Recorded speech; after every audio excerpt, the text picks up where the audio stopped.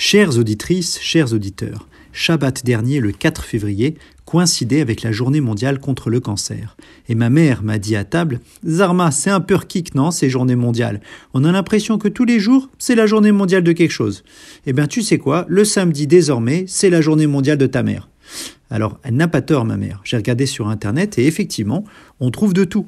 La journée mondiale du caviardage le 29 janvier, la journée mondiale des zones humides le 2 février, qui tombe d'ailleurs le même jour que la journée mondiale de la marmotte. Je vous recommande l'excellent film avec Bill Murray et Andy McDowell sur ce sujet, mais c'est une autre histoire. Bref, le 4 février, c'est la journée mondiale de l'intelligence animale et de la lutte contre le cancer, ce qui me permet d'attirer votre attention sur un sujet fondamental, l'augmentation de l'incidence des cancers à un âge jeune, c'est-à-dire avant 50 ans. Une revue publiée en octobre dernier dans Nature par une équipe de chercheurs de Harvard a en effet tiré la sonnette d'alarme sur ce phénomène mondial qui touche presque la totalité du globe et des organes. Le nombre de cancers survenant à un âge jeune a nettement augmenté depuis les années 90. En médecine, on sait déjà que la survenue d'un cancer à un âge jeune est plus fréquemment associée à un facteur de risque génétique. Mais ces phénomènes de mutation sont d'une fréquence relativement stable, surtout à l'échelle de 30 dernières années. Alors, comment expliquer cette augmentation des cancers ?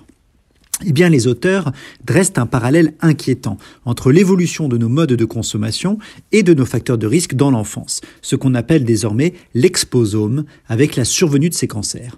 En se reposant sur des analyses épidémiologiques, ils évoquent l'imputabilité de plusieurs facteurs, comme par exemple la pollution aquatique, la pollution atmosphérique, les boissons sucrées, la perte du cycle naturel du sommeil, les illuminations nocturnes, l'abandon de l'allaitement maternel, les aliments ultra transformés ou encore l'utilisation abusive d'antibiotiques qui altèrent dès le plus jeune âge notre microbiote. Mais attention, le lien épidémiologique évoqué par les auteurs n'est pas encore démontré de manière robuste. Et ils oublient d'ailleurs, à mon sens, de discuter d'autres facteurs de risque, comme les infections virales dont on sait aujourd'hui qu'elles représentent une cause sous-estimée de mutations pro-oncogènes, c'est-à-dire de cancer. L'exemple du virus HPV et de la prévention du cancer du col de l'utérus obtenu par la vaccination en est un exemple très récent. Ils passent aussi un peu vite sur l'inégalité des sexes, puisqu'en regardant attentivement les données annexes de leur étude, on se rend compte que l'augmentation des cancers touche encore davantage les femmes que les hommes.